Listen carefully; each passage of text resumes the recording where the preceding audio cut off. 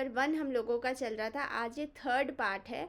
ठीक है, तो आज हम लोगों को श्लोक नंबर 61 से स्टार्ट करना है। पक्षाघात, इसका मतलब पैरालिसिस होता है ना, बहुत ही इम्पॉर्टेंट है और बहुत सारे आप लोग क्वेश्चंस में देखेंगे इसके क्वेश्चंस बनते हैं। ठीक है, ये इम्पॉर्टेंट है। चरक का इतना नहीं है क्योंकि बहुत ज़्यादा डिटेल में चरक ने नहीं बताया है, ये सुश्रुत ने अच्छे से बताया है। ठीक है, तो ये इसकी साध्यता बहुत ज़्यादा इम्पॉर्टेंट है। आइए इसको हम पढ़ते हैं, हिंदी में पढ़ेंगे सबसे पहले।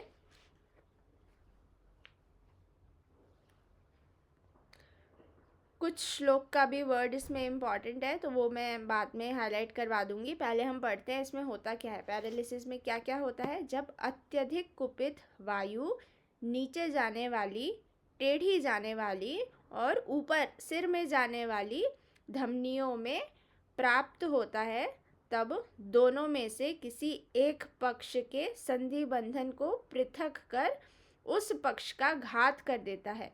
ठीक है, मतलब गति रोक देता है। जो ऊपर नीचे टेढ़ी जो भी धमनियां हैं, आर्टरीज में जो फ्लो हो रहा है ब्लड का, वो अवरुद्ध हो जाता है। संधि बंधनों को पृथक कर उस पक्ष का घात हो जाता है, उस एरिया का विनाश हो जाता है। ठीक है, तो उसको ही पक्षाघात हम कहते हैं। इस रोग को भिषकवर वैद्य पक्षाघात कहते हैं। जिस मनुष्य का संपूर्ण आधा शरीर कार्य रहित या अचेतन हो जाता है। सभी को पता है हमारी जो नर्व सप्लाई है वो बंद हो जाती है, तो जो भी स्माइलिंग है या जो ब्लिंकिंग ऑफ आईज है या हैंड मूवमेंट है, लेग मूवमेंट है, आईब्रो मूवमेंट है, जो भी मूवमेंट हो रहे हैं वो सब स्टॉप हो जाते हैं। ठीक है, पर ये रिवर्सिबल है। ठीक है, मैंने तो बहुत सारे ऐसे पेशेंट देखे हैं जिनको पैरालिसिस मतलब हेमीप्लेजिया हुआ या आधा एक पैर, अलग अलग टाइप्स के होते हैं। जैसे एक पैर और एक हाथ होता है, किसी को दोनों पैर में होता है, किसी को दोनों हाथ में होता है।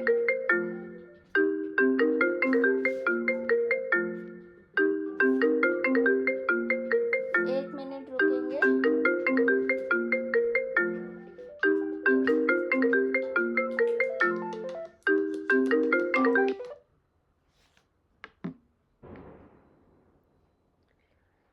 ठीक है, तो ये एक रिवर्सिबल व्याधि है।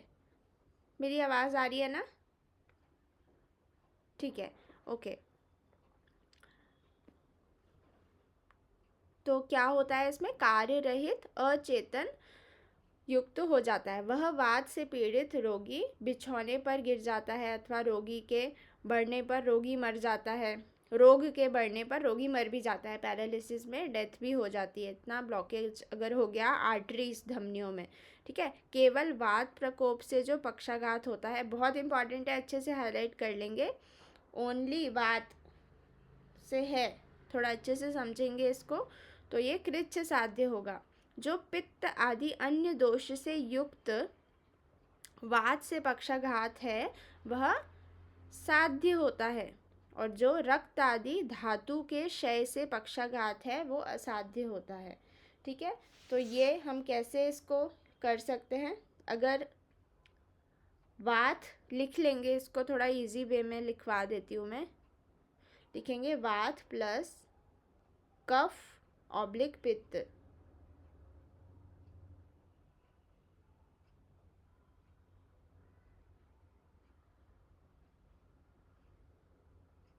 वात प्लस कफ ऑब्लिक पित्त।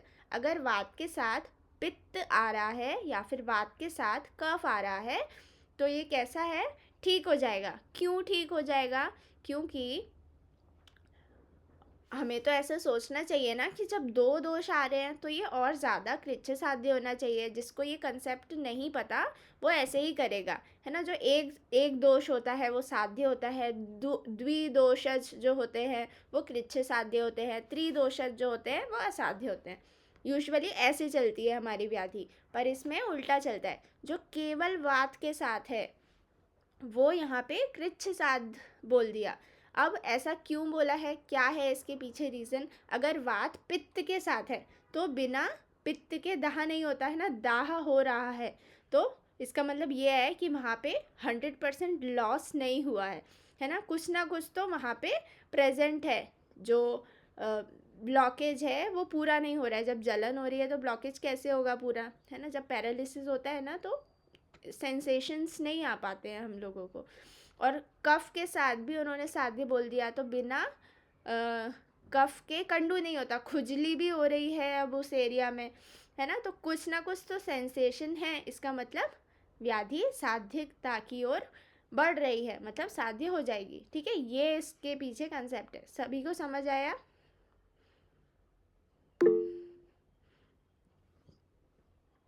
अगर किसी को नहीं आया तो पूछ लेंगे, ठीक है, मैं फिर से बता यस मैम। दूंगी। किसको नहीं आया?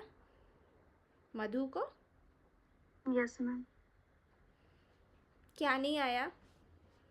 मैम ध्यान से सुनी नहीं एक्चुअली। सुनना ज़रूरी है। देखो, वो भी मैंने 2 बार बता दिया, चलो एक और बार मैं बता देती हूँ। अगर वात के साथ कफ है या फिर वात के साथ पित्त है, इसका मतलब वो क्या है, साध्य है। होना तो क्या चाहिए, असाध्य होना चाहिए या फिर कृच्छ साध्य होना चाहिए। पर वो साध्य क्यों दे दिया? दो दोष है फिर भी वो साध्य है। क्यों? क्योंकि अगर पित्त है तो मतलब जलन भी हो सकती है, दाह भी हो सकता है, और भी कई पित्त से रिलेटेड जो भी गुण हैं पित्त के वो हो सकते हैं। अगर ये सारी चीज़ें हो रही हैं पेशेंट को, इसका मतलब पूरा 100% पैरालिसिस नहीं है ना। और अगर कफ का डोमिनेंट आ गया, कफ के साथ उसका प्रेजेंस आ गया वात का, तो कफ के जितने भी शैत्य, शीत्य और कंडू, ये सारी चीज़ें, स्तंभता, ये सारी चीज़ें हो रही हैं, तो कफ के तो मतलब फिर से हम समझ सकते हैं कि वहाँ पे 100% ब्लॉकेज नहीं है। ठीक है, ये इसका कंसेप्ट चलता है। अगर बिल्कुल ना हमें गरम ठंडा जलन कुछ हो ही नहीं रही है, इसका मतलब कि पूरा जो धमनियाँ हैं वो ब्लॉक हो गई हैं। सिर्फ वात वहाँ पे डोमिनेंट है और बहुत ही क्रिटिकल स्टेज है। ठीक है, और कोई दोष है ही नहीं, इसका मतलब सिर्फ वात ही है, और वात के कारण ही पक्षाघात हो रहा है। मेन दोष यहाँ पे वात है। चेष्टा रहित होना, चेष्टा किसका काम है? वात का ही काम है। गति जो भी होती है वो हमेशा वात के कारण ही होती है। ठीक है, और पक्षाघात क्या है? हमने पहले ही पढ़ लिया कि गति, कार्य रहित होना, अचेतन होना, ये दोनों ही वात के काम है। ठीक है, होपफुली अब समझ आ गया होगा। तो यहाँ पे मैंने क्या लिखवाया था, वात प्लस कफ या फिर पित्त, तो ये साध्य है। केवल वात हुआ तो ये कृच्छ साध्य है। और कोई धातु भी आ गया, धातु इन सेंस ऐसे ले लो, अगर ब्लड लॉस भी हो गया, है ना, कोई धातु भी आ गई उसके साथ, तो फिर वो ऊपर, ब्लड लॉस भी हो गया तो फिर ऊपर ही जाएगा। मूवमेंट भी नहीं हो रहा, ब्लड लॉस भी आ गया। ठीक है, तो यहाँ पे 62 श्लोक में फर्स्ट हाफ हाईलाइट कर लेंगे। यस्य कृत्सनम शरीरम अर्धम कर्मण्य अचेतनम।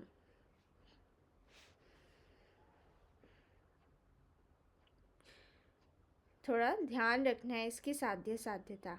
ठीक है, हेमीप्लेजिया, मोनोप्लेजिया, डाईप्लेजिया, क्वाड्रीप्लेजिया, इस टाइप से अलग अलग स्मॉड टाइप्स होते हैं मॉडर्न में। आप लोग पढ़े होंगे इनको।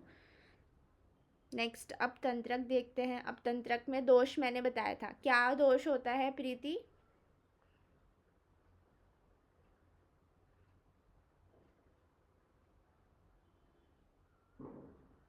प्रीति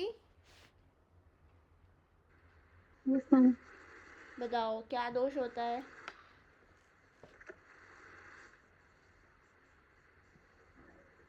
मैम याद नहीं है। कल मैंने कुछ फॉर्मूला लिखवाया था क्या, मैड करके? जी मैम। उसमें कौन कौन सी भी आधी आधी 3 कौन कौन सी थी? मन्यस्तम, अपतानक और दंड अपतानक। वेरी गुड, है ना। तो वहाँ पे अपतंत्रक भी था। ठीक है, मन्या स्तंभ, अपतंत्रक और दंड अपतानक। ठीक है, तो यहाँ पे अपतंत्रक आता है, आक्षेप नहीं आता है। ए से आक्षेप नहीं है। आक्षेप की तो हमने अलग से पढ़ लिया, वात प्रधान होता है, वात धमनियों में प्रविष्ट कर जाता है। ठीक है, 4 भेद होते हैं। तो आक्षेप तो पहला है, और पहला तो हमेशा याद रहता है। जैसे हम महाकशाय भी पढ़ते हैं तो पहला तो हमें याद ही रहता है। ठीक है, तो यहाँ जो स्टार्टिंग हो रही है वो आक्षेप से हो रही है, तो आक्षेप तो भूलना ही नहीं है। मैं बहुत कंफ्यूज हो जाती थी आक्षेप में और अपतानक अपतंत्रक में। फिर 2-3 बार पढ़ते हैं ना तो अपने आप ये हो जाता है। पहला तो भूलना ही नहीं है, इसको अलग ही कर दो, ठीक है। जब हम अपतंत्रक और अपतानक पढ़ते हैं ना तो चरक में ये सिद्धि स्थान 9वें चैप्टर में आता है, ये अलग से, ठीक है। वो भी इम्पोर्टेंट है, आप लोग देखिएगा। मैंने त्रिमर्म सिद्धि अध्याय में ये आता है, आप लोग देखिएगा। इसे चरक में आया है इसका वर्णन। हमें यही नहीं पता होता कि चरक में दिया कहाँ है ना, वात व्याधि में नहीं दिया है, वहीं ढूंढते रहते हैं सब। तो कल मैं पूछूंगी कि चरक में क्या क्या बोला है, कौन कौन सा दोष है, ठीक है, क्योंकि अलग बताया है, चरक का अलग है। और ये दोनों व्याधियाँ काफ़ी कंफ्यूजिंग है ना, तो इसलिए इम्पॉर्टेंट भी है, ठीक है। एग्जामिनर को भी पता है कि कौन सी चीज़ ईजी है, कौन सी डिफ़िकल्ट है, किस में ज़्यादा कन्फ्यूजन होता है, वही चीज़ें वो पूछते हैं, ठीक है। बोलते हैं ना, सास भी कभी बहू थी, तो ये एग्जामिनर भी कभी स्टूडेंट था। तो उन्हें पता है कि किस में घुमा के पूछा जा सकता है। एमसीक्यू की बात कर रही हूँ मैं। बाकी यूजी लेवल पे तो ये पूछा जा सकता है 5 नंबर में। ये आपके अलग से हेडिंग में भी है, ठीक है। अगर बहुत सारी चीज़ें हैं, अगर हेडिंग में नहीं भी है ना तो वात व्याधि के अंतर्गत कवर हो जाती हैं, ठीक है। हेडिंग तो है ही वात व्याधि आप लोगों के सिलेबस में। तो यहाँ पे अभी हम पढ़ते हैं, तो ये वात और कफ दोष डोमिनेंट है, ठीक है। इसको हमने कल ही पकड़ लिया था। अभी होता क्या है इसमें, जो कुपित कफ प्रकुपित वात है वो हृदय, शिर और शंख आश्रित होकर क्या करवाती है, मिलिनिताक्षो निश्चेष्ट स्तब्धाक्षो वापी कूजति। बहुत इंपॉर्टेंट है, 65 का फर्स्ट हाफ हाईलाइट कर लेंगे। वापी कूजति, कपोत इव कूजति, वापी कूजति। बहुत पूछा जाता है ना, चरक का ये पूछा जाता है जब हम हिक्का पढ़ते हैं ना, तो उसमें भेद आता है इसका, और इधर भी आता है चरक में। मैं कंपैरेटिव आप लोगों को बता दूंगी। अभी तो सिर्फ इतना ही याद रखना है, वापी कूजति आता है अपतंत्रक में, ठीक है। तो इसको मैं पढ़ देती हूँ एक बार, कहानी की तरह फटाफट से सुन लेंगे। देखो, कुपित वायु ऊपर की ओर जाकर हृदय, शिर, शंख प्रदेश में प्रविष्ट। 3 चीज़ें याद रखनी है, हृदय, शिर और शंख, ये होता है शंख प्रदेश, ठीक है। इन अंगों में पीड़ित करती है एवं उन्हें आक्षिप्त करती है, नमा देती है, जिससे रोगी नेत्र बंद कर लेता है, चेष्टा रहित हो जाता है, किंवा स्तब्धाक्ष, निश्चल नेत्र होकर, ऐसे स्तब्ध हो जाते हैं नेत्र होकर, कबूतर के समान कूजन करता है। वापी कूजति, कूजन होता है अपतंत्रक में। तंत्र, तंत्र से भी हम वाद मतलब इंस्ट्रूमेंट से हम इसको ले सकते हैं। जहाँ तंत्र आएगा वहाँ पे कूजन आएगा, कबूतर बोल रहा है, ठीक है, तंत्र जैसी आवाज़ निकाल रहा है। जैसे तंत्र होता है ना, किसी ने तंत्र मंत्र कर दिया, तो ऐसे थोड़ा कबूतर वाला, इस टाइप से आप लोग खुद ही थोड़ा ट्रिक बना के याद कर सकते हैं। तंत्र मतलब कूंजन, कबूतर आएगा तंत्र में, ठीक है। यहाँ पे कभी श्वास गति को बंद कर देता है अथवा कष्ट से श्वास लेता है। श्वास का मैंने बताया था ना आप लोगों को, शायद नहीं बताया था। क्रिएटिनिन मैंने बोला था कि क्रिएटिनिन, एक मैंने केस थोड़ा सा डिस्कस किया था, जिनकी एक किडनी फेल थी, क्रिएटिनिन 4 चला गया था। तो अगर बहुत ज़्यादा क्रिएटिनिन होता है ना, तो ये सबसे इम्पॉर्टेंट उसका हमें पिक्यूलियर फीचर होता है कि उन्हें श्वास में बहुत ज़्यादा तकलीफ़ होती है। सांस लेते समय बहुत आवाज़ होती है, या सांस ही नहीं आती, ऐसा लगता है किसी ने छाती में कोई दबा रहा है, कोई गला घोंट रहा है। तो ये एक बहुत इम्पॉर्टेंट फीचर है। अगर पेशेंट बोल रहा है कि उन्हें भूख नहीं लग रही है, उनका पेट साफ़ नहीं हो रहा है, और सांस लेने में दिक्कत हो रही है, वेट लॉस हो रहा है, इसका मतलब कि उनका क्रिएटिनिन है ना दिक्कत में है, बढ़ गया है। क्रिएटिनिन कम होने के इसके जस्ट अपोजिट या फिर अलग सिम्टम्स होते हैं। यूजुअली कम नहीं होता है, ज़्यादा ही होता है, क्योंकि क्योंकि कम होगा तो वो अच्छा ही कहलाता है, ज़्यादा होगा मतलब किडनी हमारी डैमेज हो गई है। है ना, जितना क्रिएटिनिन ज़्यादा वैल्यू है मतलब उतनी हमारी जो जीएफआर, जो किडनी का फिल्ट्रेशन रेट है, उतना ही वो कम हो रहा है, और जो न्यूरॉन्स हैं वो सब धीरे धीरे 50, 60, 70% डैमेज हो गए। तो वेट लॉस सबसे बड़ा एक सिम्टम है, और सबसे बड़ा तो यही है कि आपको कैसे पता चलेगा। पेशेंट से तुरंत पूछना है कि सांस लेने में कोई दिक्कत है क्या। सांस लेने में जैसे ही वो बोलेगा हाँ, इसका मतलब आप बिना उसका ब्लड टेस्ट करवाए आप बोल सकते हैं, है ना। वो भी सोचेगा अरे यार, ये तो डॉक्टर साहब को बहुत पता है यार, इनको तो बिना रिपोर्ट देखे ही इन्होंने किडनी का बता दिया, है ना। तो ये कुछ अगर सिम्टम्स आप लोगों को पता है तो ना, तो पेशेंट भी मान जाएगा कि अच्छे अच्छे पढ़े हैं डॉक्टर साहब भी, ठीक है। बाकी मूत्र क्रिच भी होता है, डिफ़िकल्टी इन मिक्सचरेशन, ड्रॉप ड्रॉप होता है, और कृच्छता पूर्वक होता है, ये सारी चीज़ें होती हैं, है ना। मैंने बताया था फटीग होता है, चक्कर आते हैं, ये सारी चीज़ें, ठीक है। नेक्स्ट, मैं ये श्वास गति बंद हो जाती है ना, इसी से मुझे तुरंत वो क्लिक हुआ, तो इसलिए मैंने आप लोगों को बता दिया। इससे रिलेटेड नहीं है वो, ठीक है, कोरिलेट नहीं करना है उससे, ठीक है। श्वास से मुझे जस्ट वो पेशेंट का याद आ गया, इसलिए मैंने बताया। नेक्स्ट क्या है, तो अपतंत्रक में भी श्वास लेने में परेशानी होती है, ठीक है। जब हृदय वात वेग से रहित होता है तब स्वस्थ हो जाता है, और वात वेग से युक्त होता है तब फिर अस्वस्थ हो जाता है। यह अपतंत्रक रोग कफ युक्त वात से उत्पन्न होता है। लास्ट में हाईलाइट कर लेंगे कफानवितेन वातेन।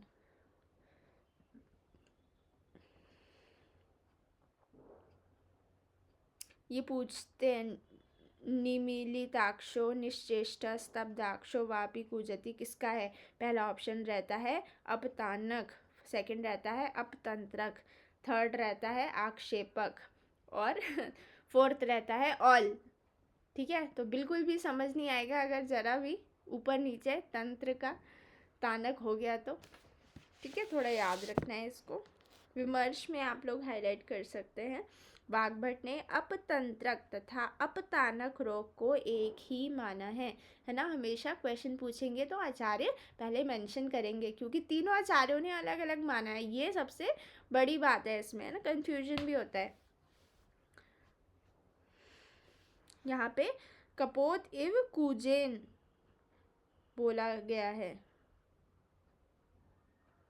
कपोत इव कूजेन वाग्भट अनुसार है। निःसंज्ञा सो अपि तंत्रकम वापि कूजति, सुश्रुत ने बोला है, चरक का अलग है, ठीक है।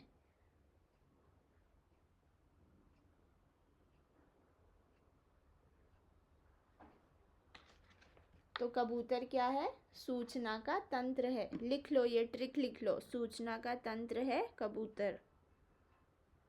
पहले के टाइम पे प्रेमिकाएं, पहले तो ऐसे मोबाइल नहीं होता था, तो कबूतर के पाँव में अपना लव लेटर लिख के भेज देती थी, है ना। तो पहले के टाइम पे कबूतर तंत्र था, एक टाइप का, पता है कि नहीं, पता है, सुना है कभी ऐसा कि नहीं सुना, सुना है ना, ठीक है।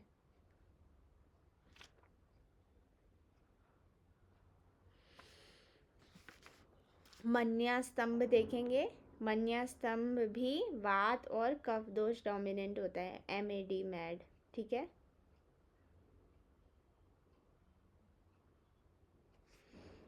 क्यों हो रहा है ये, कफावृत वात के कारण हो रहा है।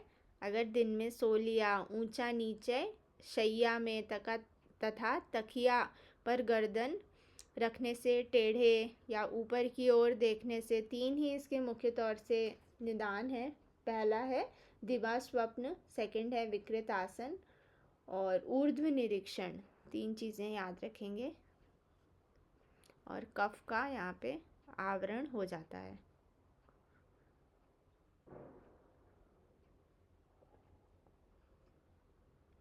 ठीक है।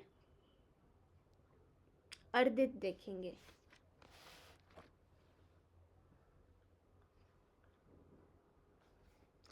ये उसमें आता है, ये जो कबूतर है ना, पारावत इव कूजनम, मुझे याद आ गया, लिख लेंगे। ये लिखें, पारावत इव कूजनम। क्षतज कांस का है ये लक्षण, क्षतज कांस का।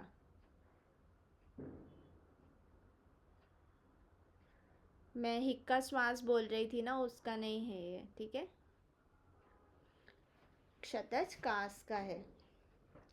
तो क्षत त आता है इसमें, त को सर्कल कर लो।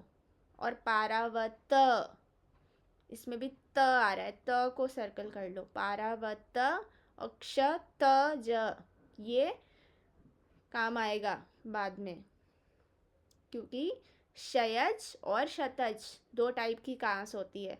ये भी थोड़ा कंफ्यूजिंग करने वाला है, इसलिए पूछते हैं। तो शतज ही पूछा जाता है।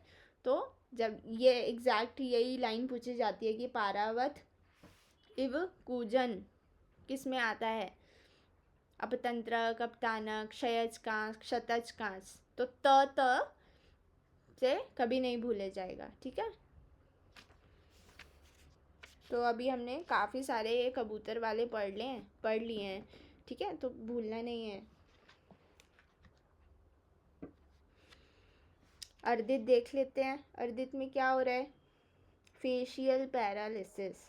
देखा होगा पेशेंट, तो इसका देखा ही होगा, है ना। बेल्स पाल्सी, हमारे एक सर थे काय चिकित्सा वाले, उनको बेल्स पाल्सी था, और उनके बेटे को भी बेल्स पाल्सी था, और वो अराउंड 25 ईयर्स में ही उनके बेटे की डेथ हो गई थी। तो ये कॉन्जेनाइटल है ना, पास ऑन होती है ये। तो पढ़ लेते हैं इसको। देखो, गर्भवती, सूतिका, बालक, वृद्ध, क्षीण पुरुषों में रक्त का क्षय होने से एवं जोर से बोलने से, हाईलाइट कर लेंगे, जोर से बोलने से, उच्चैर व्याहृतो अत्यर्थम,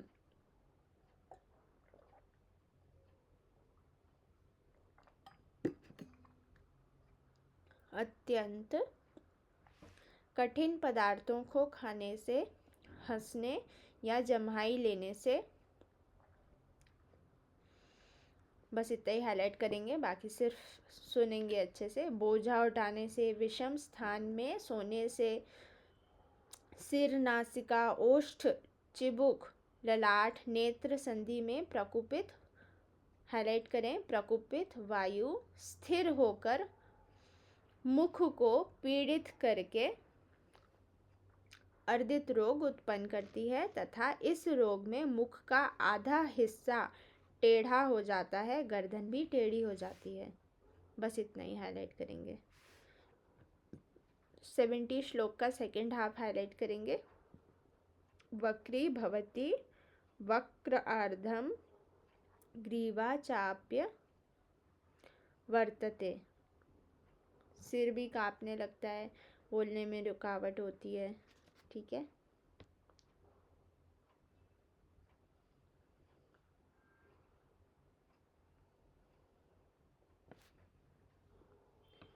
तो होता किस किस में है ये, गर्भिणी सूतिका, हमें गर्भिणी सूतिका देखकर ऐसा लगता नहीं है कि ये होगा अर्दित, ठीक है। ये इधर से ही स्टार्ट है। गर्भिणी सूतिका, बाल, वृद्ध, क्षीण पुरुषों में रक्त क्षय हो जाने से, मतलब ट्रॉमेटिक से ये हो सकता है, ठीक है।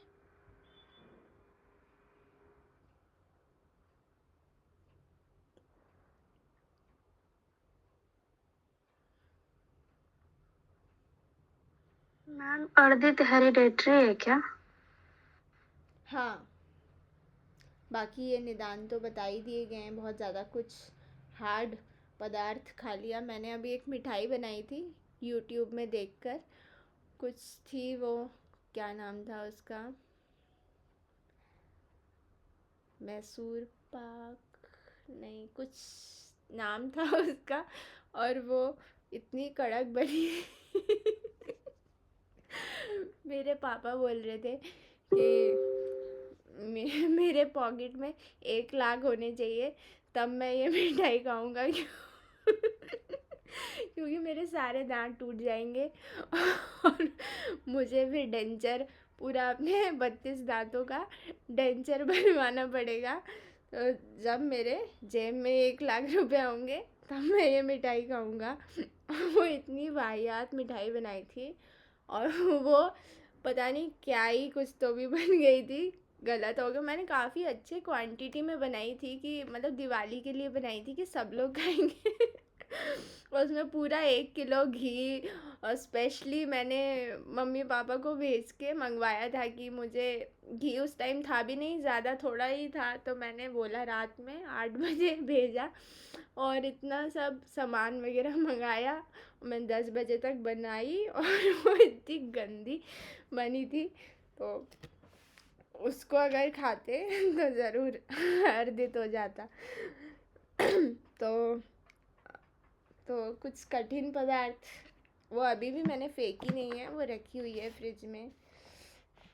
पता नहीं, मन सा नहीं हो रहा उसको फेंकने का। अगर किसी को खाने का मन है तो ज़रूर मुझे मैसेज करेंगे, मैं पार्सल करती हूँ उसे। ठीक है, ठीक है। मुझे लगा किसी ने हैंड रेस किया। चलो, वैसे मैं काफ़ी अच्छी कुकिंग करती हूँ, पर कभी कभार यूट्यूब में ही गलत बताते हैं, मैं तो सही बनाती हूँ। ठीक है, यहाँ पे हो गया ये तो। ठीक है, अब हाईलाइट करना है 73 श्लोक में सेकंड हाफ। न सिद्ध्यत्य अर्दितम गाढ़म त्रिवर्षम वेपनस्य च।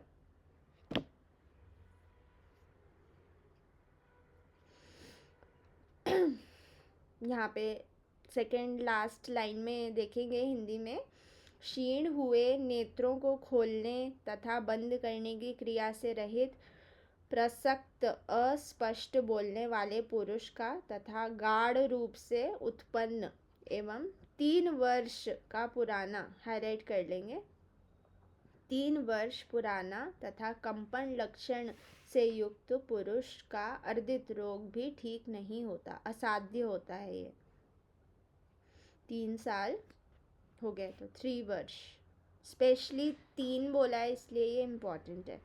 ठीक है, न सिद्ध्यत्य अर्दितम गाढ़म त्रिवर्षम वेपनस्य च, है ना, कंपन भी हो रहा है।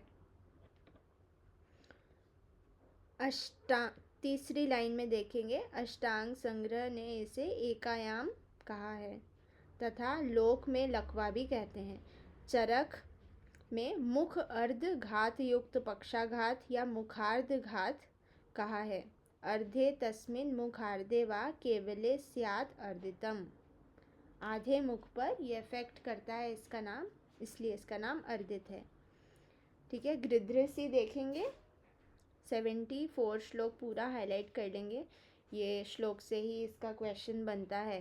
ठीक है, पार्ष्णी प्रत्यंगुली नाम तू कंडरा या अनिलार्दिता।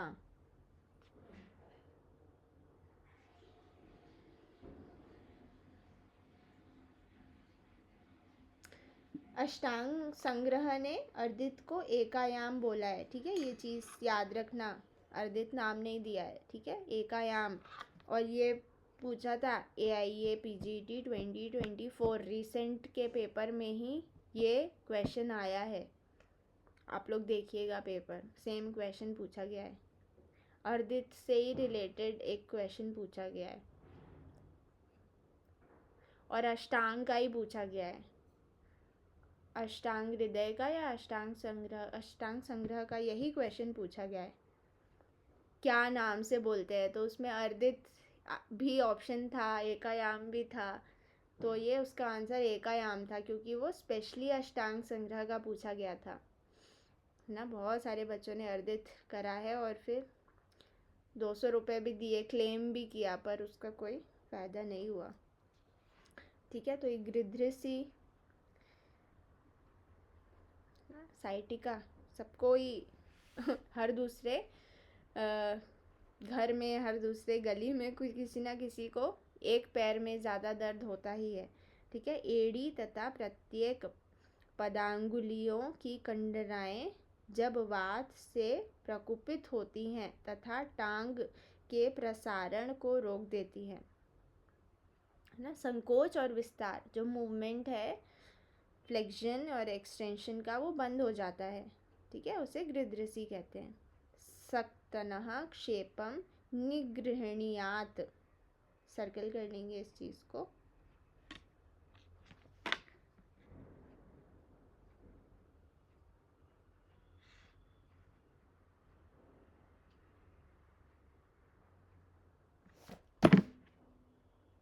ठीक है, एड़ी से पार्शनी मतलब एड़ी होता है, एड़ी एंकल से स्टार्ट हो रहा है ये। ठीक है, जब हम चरक पढ़ते हैं ना, चरक चिकित्सा 28, तो वहाँ पे ये पूछा जाता है, ये श्लोक से ही पूछा जाता है, इसलिए मैं बता रही हूँ। तो वहाँ पे ये स्विक पूर्वा से स्टार्ट होता है। लिख लेंगे थोड़ा सा श्लोक और आप लोग देख लेंगे, मैंने चैप्टर तो बता ही दिया, चरक चिकित्सा 28 चैप्टर है, आप लोग देखिएगा। स्विक पूर्वा, ये ऊपर से स्टार्ट हो रहा है, स्विक है ना, हिप्स से स्टार्ट हो रहा है गृध्रसी अकॉर्डिंग टू चरक, और सुश्रुत ने नीचे से स्टार्ट किया है, पार्शनी एड़ी से। ठीक है, तो इधर से ही ये आराम से टिक हो जाएगा कौन से आचार्य का ये श्लोक है। ठीक है, स्विक पूर्वा कटी पृष्ठ रुज जानु जंघा पद क्रमात, है ना, ऊपर से नीचे तक पूरा क्रम से आचार्य ने बोला है, चरक ने। गृध्रसी स्तंभ गृहणाति स्पंदते मुहुर, स्पंदन भी होता है। वातात वात कफात, वात के कारण या वात कफ के कारण, चरक का मैं बता रही हूँ, उसके कारण यह होता है। और क्या क्या होता है, तंद्रा गौरव अरोचकान्वितम, ये सारी एसोसिएटेड कंप्लेंट्स भी होती हैं। ठीक है,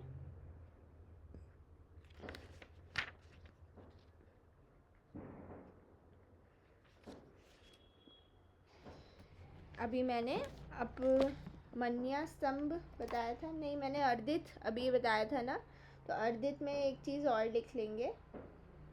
बेल्स पाल्सी में कौन सी नर्व डैमेज होती है, लिखा हुआ है वैसे इसमें, पर यहाँ पे नंबर पूछा जाता है, कौन सी first second fourth fifth seventh कौन सी नर्व है। तो फेशियल नर्व कौन सी नंबर की नर्व होती है, ऐसे तो कोई भी टिक कर देगा, है ना, कि फेस में तो फेशियल ही होगी, पर नंबर वहाँ पे घुमा के पूछ लेते हैं।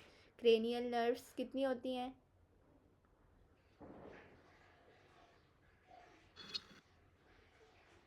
कितनी होती हैं क्रेनियल नर्व्स?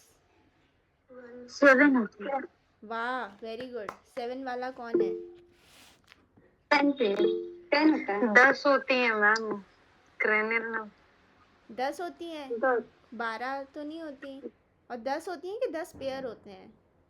10 होती है। भगवान, 7 वाले भी हैं भाई, 7 7 हैं क्या किसी के बॉडी में, है ना। तो नंबर यहाँ पे 7वें नंबर की है ये, ठीक है, याद रखना।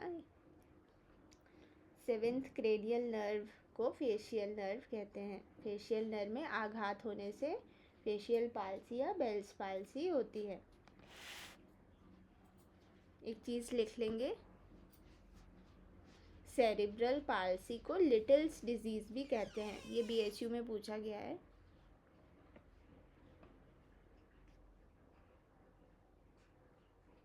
लिटिल्स डिजीज क्या होती है, ठीक है, और कौन सी डिजीज़ को लिटिल्स डिजीज़ कहते हैं।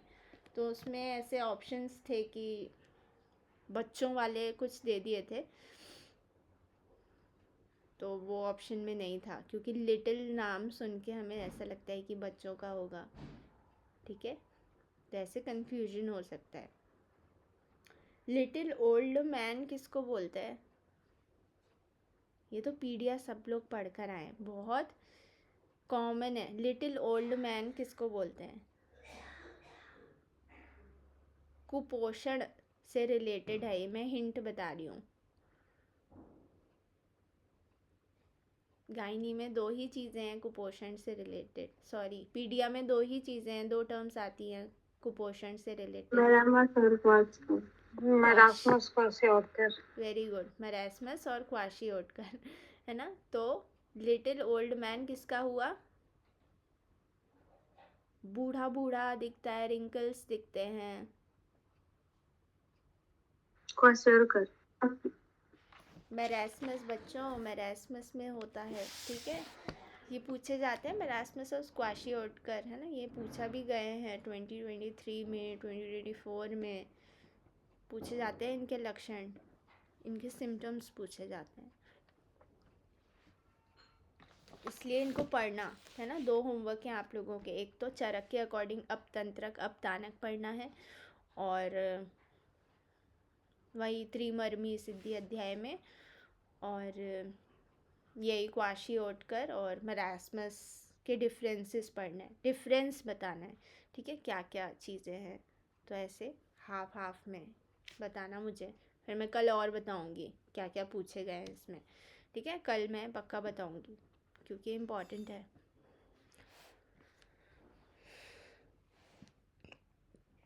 विश्वाची क्या होता है, कहाँ होता है? तो विश्वाची हाथ में होता है। ये जस्ट गृध्रसी का अपोजिट है। जैसा एक पैर में होता है ना, वैसा ही एक हाथ में होता है। अगर हाथ में हो रहा है तो उसका नाम विश्वाची होता है, ठीक है, सिंपल है। तो बाहु पृष्ठ से लेकर हस्त तल ना, पूरा यहाँ से लेकर पूरा हाथ कवर हो रहा है, हस्त तल की प्रत्येक अंगुलियों की कंडराएं जब कुपित वात से दूषित हो जाती हैं, तब बाहु के संकोच विस्तार रूपी कर्म का क्षय हो जाता है ना। मूवमेंट नहीं होता, जैसे पैर में नहीं होता था।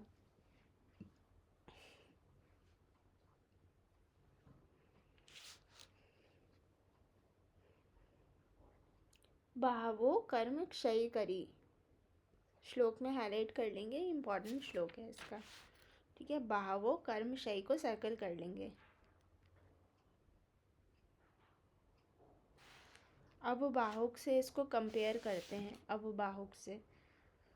तो अब बाहुक भी इसमें ये पूछा जाएगा, मतलब ये क्वेश्चन के फॉर्म में ऐसा आएगा, है ना। श्लोक का ही बाहवो कर्मशयी, कौन सी डिजीज़ है? पहला ऑप्शन रहेगा खल्ली, सेकंड ऑप्शन रहेगा अब बाहुक, थर्ड ऑप्शन रहेगा विश्वाची, और फोर्थ ऑप्शन रहेगा नन ऑफ दिस, या फिर पैरालिसिस आदि भी पूछा जा सकता है।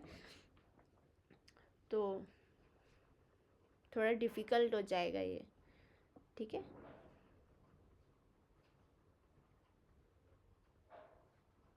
इसलिए याद रखना है। गृध्रसी के 2 भेद होते हैं, वात और वात कफ, ठीक है। ये माधव ने, चरक ने सेम बताए हैं।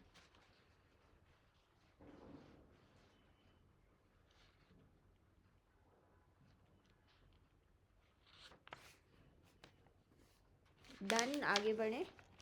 क्रोष्ठुक शीर्षक, ये क्या होता है क्रोष्ठुक शीर्षक? जैसे हम लोगों ने अभी वात रक्त पढ़ा ना, इसमें भी जो दोष होता है वो वात और रक्त ही होता है। डिफरेंस क्या हुआ, किसी को पता है? पढ़ा तो हुआ है सभी ने, शायद भूल गए होंगे। पता है व्हाट इज क्रोष्ठुक शीर्षक? सेकेंड ईयर में रोग निदान में पढ़ा है सभी ने। कंपेयर करके हम पढ़ते हैं, आमवात, संधिवात, वात रक्त और क्रोष्ठुक शीर्षक, ये 4 व्याधियां हैं, और हमें आइडेंटिफाई करना होता है। अगर किसी के घुटनों में दर्द है, इन सभी में घुटनों में दर्द होता है, तो क्या है, आम वात है या संधिगत वात है या वात रक्त है।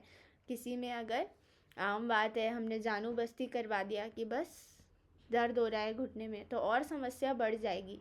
तो proper identification of disease is more important before doing any panchakarma in जानू। तो इसलिए हमें डिफरेंस बहुत अच्छे से पता होना चाहिए, क्योंकि बहुत कॉमन है, सभी के घुटनों में दर्द होता ही है एक एज के बाद, स्पेशली इन फीमेल्स। तो कम से कम इतना पता तो हो कि क्या क्या निदान है, क्या क्या चीज़ें हम अवॉइड करने को दें, क्या लाइन ऑफ ट्रीटमेंट रहेगा, ठीक है। तो यहाँ पे अभी तो सिर्फ हमें क्रोष्ठुक शीर्षक ही पढ़ना है। ये एक ट्रॉमेटिक व्याधि है। आघात जन्य व्याधि है, सिर्फ इतना सा ही डिफरेंस है इसमें कुछ भी यूरिक एसिड जैसा कंसेप्ट नहीं होता है जैसा वात रक्त में होता है, हालांकि दोष सेम ही है, ठीक है। सिर्फ इतना सा ही यहाँ पे डिफरेंस है। देखो, वात और रक्त की विकृति से उत्पन्न भयंकर पीड़ाकारी श्रृगाल के सिर के समान मोटा होकर ये शोथ हो जाता है। ऐसा कुछ भी यहाँ पे हमें क्लियर नहीं हो रहा है ना कि ये ट्रॉमेटिक है, क्या डिफरेंस है। तो जो मैं बता रही हूँ वो बिल्कुल सही है, इस टाइप से याद रखेंगे तो हमेशा याद रहेगा। और जो वात रक्त है ना, वो मेटाबॉलिज्म डिसऑर्डर है, क्षय अपचय विकार है, ठीक है। यूरिक एसिड के क्रिस्टल्स जमा हो जाते हैं, प्यूरिन मेटाबॉलिज्म जो है वो डिस्टर्ब हो जाता है वात रक्त में। थोड़ा आप पढ़ेंगे ना और तो थोड़ा अच्छे से इसकी जो संप्राप्ति है वो समझ आएगी, ठीक है। तो वो मेटाबॉलिज्म डिसऑर्डर है, ये ट्रॉमेटिक है, चोट लगने पर ही होता है, ठीक है। श्रृगाल सिरवत शोथ बहुत इंपॉर्टेंट है, किस में होता है ये पूछा जाता है। श्रृगाल,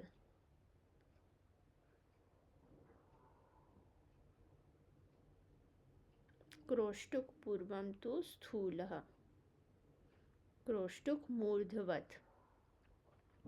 नेक्स्ट देखते हैं खंज या पंगु। खंज मतलब 1 लेग, पंगु मतलब 2 लेग, ठीक है। सिर्फ 2 लोगों के कैमरे ऑन है, सिर्फ सीतू और लक्ष्मी, यही 2 लोग अच्छे से पढ़ रहे हैं, बस मुझे ऐसा लग रहा है। तो खंज में क्या हो रहा है, कटी स्थित वात दोष एक शक्ति की कंडरा को अवक्षिप्त कर देती है। एक टांग से लंगड़ा, पंगु दोनों टांगों से लंगड़ा, ठीक है। यहाँ पे कटी स्थित दोष दोनों शक्ति की कंडरा को अवक्षिप्त वध कर देता है, ठीक है, वो पंगु है। सिंपल सी बात है। कलाए खंच देखेंगे, कलाए क्या होती है, कलाए तो आप लोगों ने पढ़ा है, क्या होती है, मटर। मटर। हाँ, मटर, मटर की दाल होती है। गुड गुड, है ना। तो कलाए खंज, इसमें सेकेंड हाफ आप लोग हाईलाइट कर लेंगे, इज़ वेरी इंपॉर्टेंट। कलाए खंजम तु विद्यात मुक्त संधि प्रबंधनम।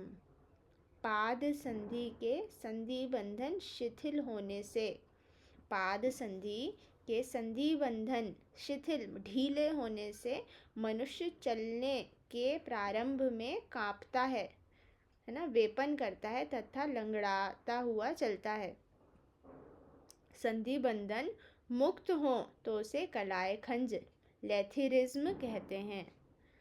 ये पढ़ा होगा ना स्वस्थ वृत्त में, लेथिरिज्म, ठीक है। ये कलाए जाति की एक विशेष खेसरी दाल के सेवन से होता है, कलाए खज्ज।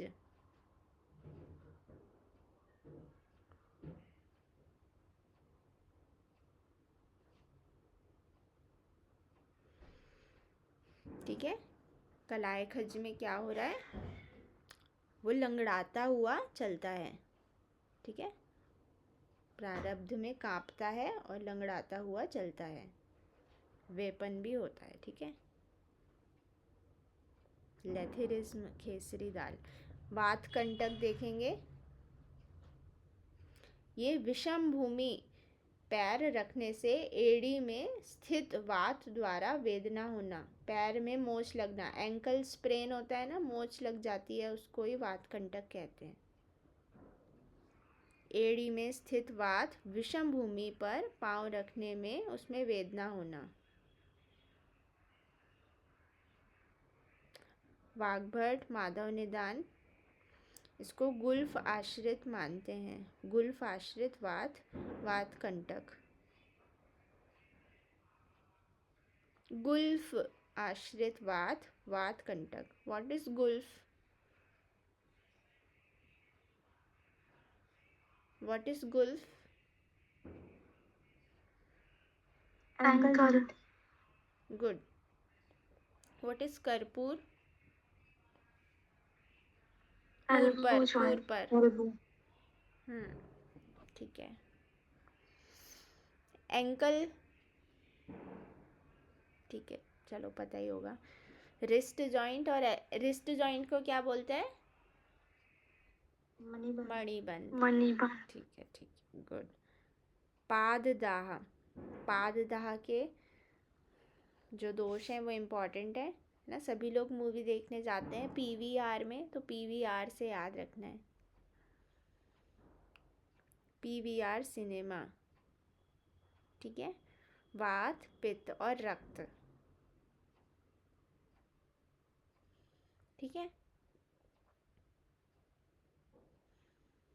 पित्त तथा रक्त मिश्रित वायु विशेषकर चलने के समय में दोनों पाँव में दाह उत्पन्न होता है, उसे पाददाह कहते हैं।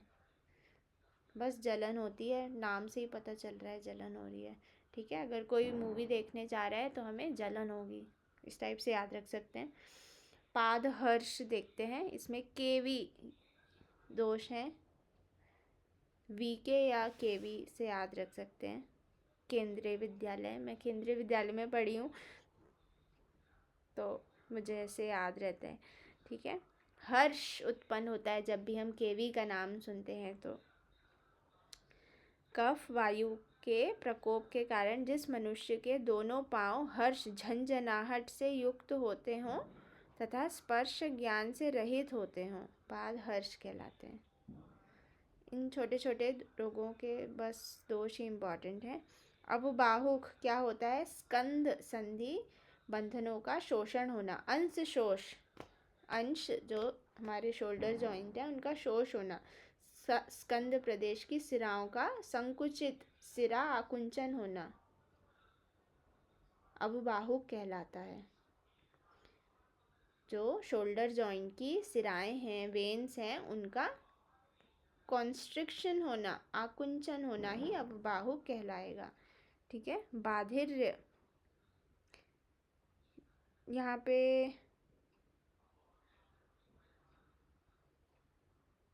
जो फर्स्ट हाफ है ना वो अंश रोग का है, और जो ये सेकेंड हाफ है ये अब बाहुक का आप लोग मान सकते हैं। श्लोक नंबर 82 में,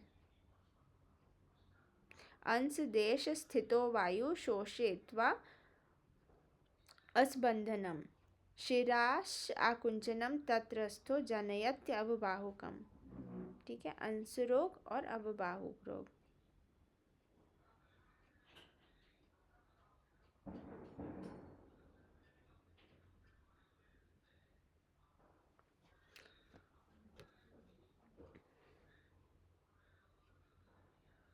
माधव अनुसार, माधव निदान में 2 रोग माने गए हैं, बट आचार्य सुश्रुत ने इसको एक ही माना है।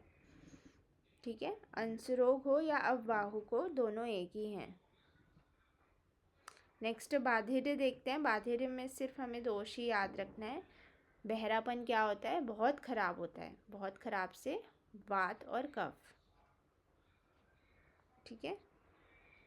ये विमर्श की सेकंड लाइन में भी लिखा है, माधव के अकॉर्डिंग है ये। यहाँ अष्टांग संग्रह ने बोला है, सेम माधव ने भी बोला है। अंश मूलो स्थितो वायु सिरा संकोच तत्रगा बाहु प्रस्पंदति हरम जनयत्यव बाहुकम। ठीक है। बाधिर्य यहाँ पे वात और कफ के कारण होता है। विशेष तौर से इसके 2 भेद होते हैं, पहला है वात और दूसरा है कफान्वित वात, प्योर वात के कारण और प्योर वात कफ के कारण। बाधिर्य में बहरेपन में पित्त नहीं होता।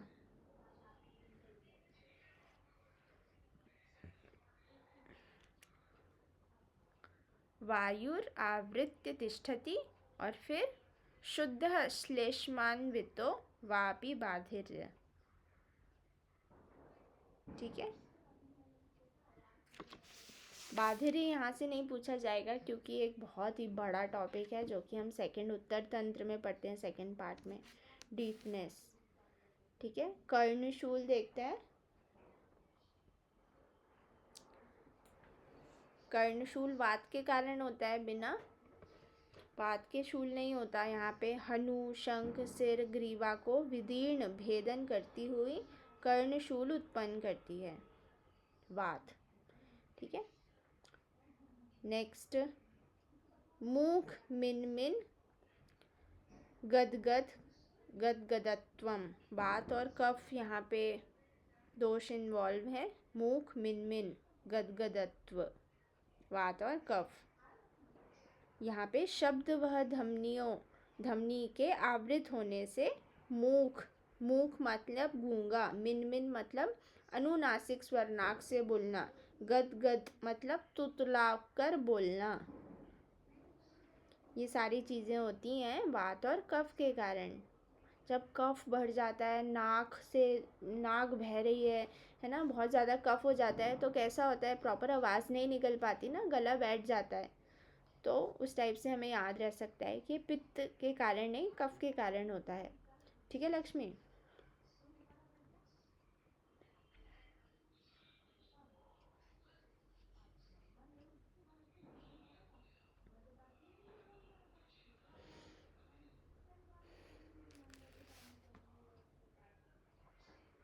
अब आता है तूनी और प्रतितूनी। एक ऊपर से नीचे, एक नीचे से ऊपर।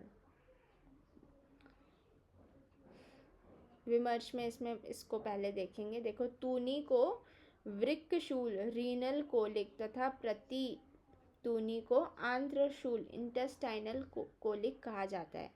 इसमें आप लोग लिख लेंगे, तूनी is loin to groin. Loin region पता होगा ना, मॉडर्न में पढ़ा होगा, जहाँ पे किडनी होती है ना, उसकी जस्ट पीछे वाला जो हिस्सा है, मतलब पीठ का जो ऊपर का हिस्सा है, ठीक है, उसे लॉइन रीजन कहते हैं। तो लॉइन टू ग्रॉइन ऐसे एरो बनाना। और प्रतितूनी मतलब अपोजिट, तो ग्रॉइन टू लॉइन ऐसे एरो बनाना। ग्रॉइन लिख के उसमें एरो करके लॉइन, LOIN, लॉइन। कई लोग लायन को भी लॉयन बोलते हैं, है ना, पर मैं काफ़ी शुद्ध बोलती हूँ, ऐसा नहीं है। ठीक है। अब हिंदी में पढ़ते हैं। यहाँ पे देखो, वर्च मल के आशय तथा मूत्राशय से उत्पन्न पीढ़ा नीचे को जाकर गुदा और मूत्रेंद्रिय को फोड़ती हुई सी पीढ़ा करती है, उसे तूनी कहते हैं। तूनी मैंने बोला ऊपर से नीचे जा रही है। ठीक है, ऊपर से नीचे जा रही है ना। कहाँ पे, ग्रॉइन, मूत्रेंद्रिय को पीड़ा पहुंचा रही है। ठीक है, यूरेथ्रा को डिफिकल्टी हो रही है। अब उल्टा क्या हो रहा है, गुदा और मूत्रेंद्रिय से उत्पन्न हुई पीड़ा जब उल्टी ऊपर की ओर फैल रही है और पक्वाशय में जा रही है, तो प्रतितूनी हो गया। तो ग्रॉइन रीजन वही होता है ना, पता है ग्रॉइन रीजन तो। और लॉइन से ऊपर, इसलिए मैंने पहले ही बता दिया था। अब आता है आधमान। आधमान यहाँ बात के कारण होता है। प्रकुपित अधो वायु के निरोध से ये होता है। अधो वायु के निरोध से, अगर प्रकुपित अधो वायु के निरोध से, है ना, अगर वात का वेग आ गया और वात त्याग नहीं कर पा रहे हैं किसी संकोचवश, तो फिर आधमान, पेट फूल जाता है, गुड़गुड़ करता है। ठीक है, तो उदर में आटोप, उग्र रुजा और आधमान उत्पन्न होता है। आधमान और प्रत्याधमान थोड़ा सा डिफरेंस है इनमें।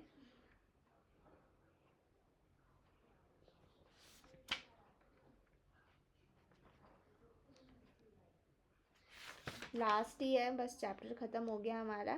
थोड़ा 2 मिनट धैर्य पूर्वक बैठेंगे। तो आधमान में वात होता है, प्रत्याधान में वात और कफ होता है। ठीक है, जो भी मैं दोष बोलती हूँ ना उसको आप लोगों को रेड पेन से बड़ा बड़ा हाईलाइट करके सर्कल कर लेना है, और हमेशा कोई दूसरे कलर का पेन ही यूज़ करना है, कोई भी ब्लू कलर के पेन से नहीं करेगा। और कोशिश करें पिंक यूज़ ना करें, और स्पेशली बॉल पेन यूज़ ना करें। बॉल पेन यूज़ करने से क्या होता है, बुक दिखाऊं मैं अपनी ना, काफ़ी गलतियाँ हुई हैं, गलतियों को कर कर के ही सीखते हैं ना। पीछे जो भी लिखते हैं ना हम, पूरा हमारा पीछे प्रिंट हो जाता है। थोड़ा एक ही चैप्टर में मैंने किया हुआ है, मैंने अपनी पूरी बुक में ऐसे छोटे छोटे पन्ने चिपका रखे हैं, तो दिख नहीं पा रहा होगा प्रॉपर, तो पूरा पीछे छप गया है ना। तो कोशिश करना अच्छा वाला रेड पेन जो वाटर प्रूफ हो, ऐसा रेड पेन यूज़ करना है, पिंक नहीं करना है।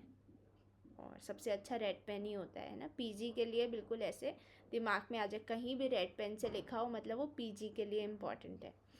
अगर कुछ आप लोगों को कॉलेज में पढ़ाया जा रहा है तो उसको आप पेंसिल से लिखें, या ब्लू पेन से लिखें, या ब्लैक पेन से लिखें, ऐसे मार्किंग कर दें। अगर मेरे अलावा आप कहीं और पढ़ाई करते हैं तो स्काई ब्लू कलर का या पर्पल कलर का पेन लें। बॉल पेन कम लेना है, जेल पेन का ही ज़्यादा यूज़ करना है मार्किंग के लिए बुक में, ठीक है। ये थोड़ी थोड़ी टिप्स याद रखें। और जो भी आप लोग हाइलाइटर यूज़ कर रहे हैं वो जो चमकीला वाला आता है ना, वो थोड़ा कम यूज़ करें, अदरवाइज़ वो बहुत ज़्यादा वॉलेटाइल होता है, कुछ बहुत ज़्यादा पिगमेंट नहीं होता उसमें, तो वो 1-2 साल बाद कम हो जाएगा। और वैसे भी हमारा जो शास्त्र है, संहिता है, 1-2 साल के लिए तो हमें नहीं पढ़ना, ज़िंदगी भर पढ़ना है। और अभी तो कितनी सारी अपॉर्चुनिटीज़ आएंगी एग्ज़ाम के लिए, सिर्फ पीजी ही नहीं, अभी तो एमओ और कितनी सारी एग्ज़ाम्स हमें देनी है। तो हमेशा ही बुक तो पढ़ना ही है। पेशेंट भी आया तो भी कॉपीज़ कभी भी याद नहीं रहती, बुक हमेशा हमारे पास रहती है ना। कितने भी अच्छे नोट्स बना लें, नोट्स कभी भी, नोट्स सिर्फ यूजी तक के लिए ही ठीक होते हैं। पीजी में तो फिर बुक ही पढ़ते हैं सब लोग, है ना। कोई भी प्रेफर नहीं करेगा ट्रेन में जा रहे हैं तो नोट्स ले लें, बुक ही हमेशा स्टैंडर्ड रिवीजन के लिए कहलाती है। तो जितना अच्छे से आप बुक पर मेहनत करेंगे वो हमेशा काम आएगी। तो ये थोड़ी सी जो टिप्स हैं, ब्लू कलर का हाइलाइटर यूज़ कर सकते हैं, और ऑरेंज कलर का यूज़ कर सकते हैं। मैंने तो ऐसे किया था, पहली रीडिंग में मैंने ऑरेंज यूज़ किया, फिर जो बिल्कुल 3 स्टार पॉइंट्स हैं उनको फिर मैंने ब्लू कलर का हाइलाइटर यूज़ कर लिया, इस टाइप से। और उसके बाद भी अगर थर्ड रीडिंग में कुछ बिल्कुल, ये तो आता ही आता है ना, बहुत बार क्वेश्चन आ गए, फिर उसको चमकीले वाले हाइलाइटर से सर्कल कर लिया। इतनी सारी रीडिंग और इतना सारा हो जाए तब जाके इतनी रंगी हुई बुक से पता चलता है कि हाँ पढ़ा हुआ है, ठीक है। तो ये तभी पता चलेगा जब आप लोग क्वेश्चंस लगाएंगे। क्वेश्चंस लगाना बहुत इम्पॉर्टेंट है। और क्वेश्चंस भी लगा लिया और पता ही नहीं है कि रक्त को चौथा दोष कहाँ बोला है या कौन सी स्थान पे बोला है, तो फिर कोई मतलब नहीं है। इसलिए पता होना चाहिए कौन सा टॉपिक कहाँ पर है। तो प्रत्याद्यमान हम लोग पढ़ रहे थे।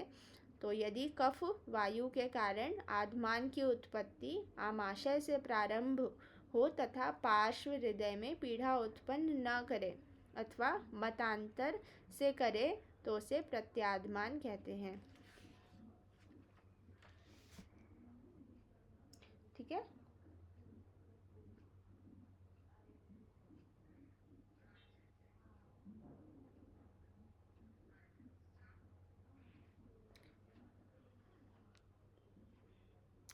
लास्ट आता है वातस्थीला, काफ़ी इम्पॉर्टेंट है ये, वेरी इम्पॉर्टेंट वातस्थीला।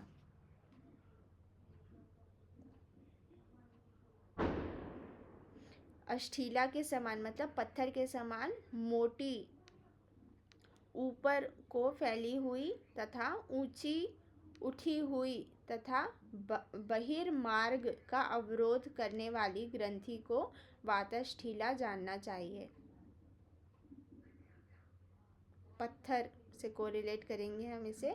वही ग्रंथि यदि पीड़ा कर वात, विष्ठा, मल मूत्र का निरोध करने वाली और उदर में तिरछी उत्पन्न हुई हो तो उसे प्रत्यष्ठीला कहेंगे। तिरछी उत्पन्न हुई है तो उसे प्रत्यष्ठीला कहेंगे। प्र फॉर पेन याद रखेंगे। प्रत्यष्ठीला में पेन होता है, रुजा युक्त होता है, और वात, मूत्र, मल का अवरोध हो जाता है। जठर में तिर्यक उत्पन्न होती है प्रत्यष्ठीला। और सिर्फ अगर ग्रंथि उत्पन्न हो रही है तो वो अष्ठीला है। ठीक है।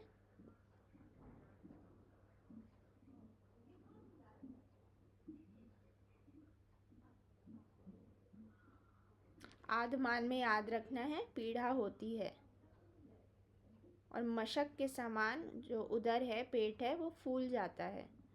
आधमान में पीड़ा होती है। आटोप और आधमान में कंफ्यूजन होता है ना, तो आटोप सिर्फ गुड़गुड़ाहट है, गुड़गुड़ करता है पेट, जैसे कभी भूख भी लगती है तो गुड़गुड़ करता है ना। पर आधमान में दर्द भी होता है। ठीक है, ये डिफरेंस है आटोप और आधमान में। ठीक है।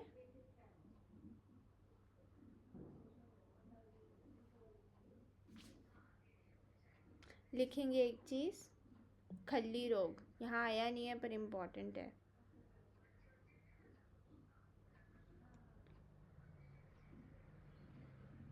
लिखें अष्टांग हृदय गृध्रसी तथा विश्वाची।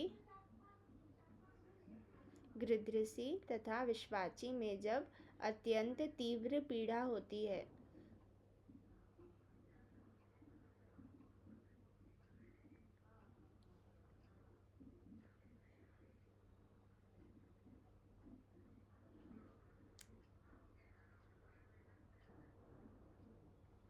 ठीक है। अब चरक और माधव निदान का लिखेंगे। खली रोग ही पाद जंघा, पाद कौमा जंघा, पाद जंघा उरु कर मूलाभ मोटनी खल्ली। श्लोक है छोटा सा। कर, कर मतलब क्या होता है नीतीश?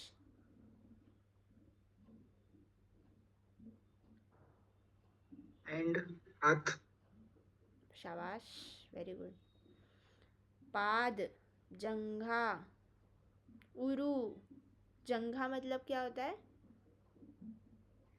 नीतीश? काफ रीजन। वाह भाई, पढ़ रहे हैं नीतीश जी। चलो, पाद जंघा उरु कर मूलाभ मोटनी खल्ली। मूलाभ मोटनी मतलब ऐठन सी होती है, इन जगह पर ऐठन होना ही खल्ली है, चरक और माधव निदान अनुसार। ठीक है।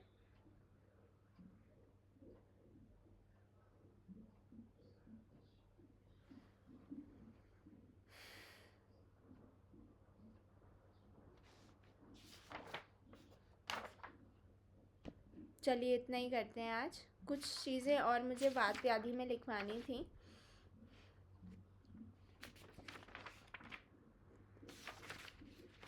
लिख लीजिए, एक चीज़ और लिख लीजिए, कंपवात। सर्वांग कंप या केवल सिर के कंपन को कंपवात कहते हैं। सर्वांग कंप या केवल सिर के कंपन को कंपवात कहते हैं।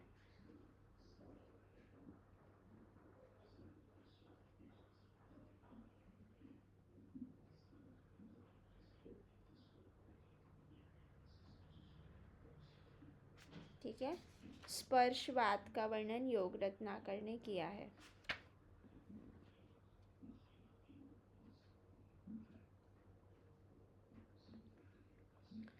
यह भी हमने पढ़ा ना वातस्ठीला, इसको माधव निदान ने नाभि के नीचे चल या निश्चल ग्रंथि मूवेबल या इमूवेबल ग्रंथि को वातस्थिला बोला है माधव निदान ने। ठीक है,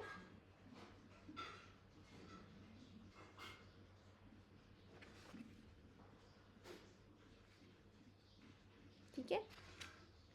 जब भी हम ग्रंथि देखते हैं किसी पेशेंट में हाथ में, तो सबसे पहले देखना है मूवेबल है या इमूवेबल है, मैलिग्नेंट है, क्या है, कैंसरस तो नहीं है, फिर जाके आइडेंटिफाई। बहुत बड़ा टॉपिक है ये ग्रंथि का, मॉडर्न में बहुत इम्पॉर्टेंट है। आप लोग ज़रूर इसको अच्छे से एस दास में पढ़िएगा। ठीक है, चलिए फिर आज इतना ही करते